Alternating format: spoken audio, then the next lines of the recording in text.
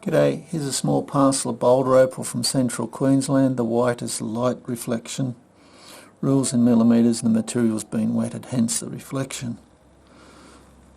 First piece. Nice bar of colour through the middle there.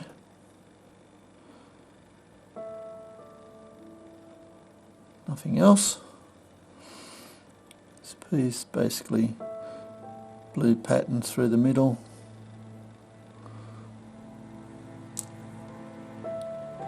It's been rubbed down but there's not much colour in it. A little bit of blue through the middle.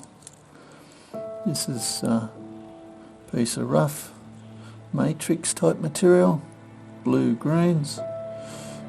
Nice little stone there perhaps. A bit soft over here. Lucky last but not least, I'm basically throwing this in. Not a lot of colour, a few little bits and pieces. But I'd rather see somebody have it than it just sit in a bucket of never to be sold. So it's a giveaway. Hope you've enjoyed. Cheers.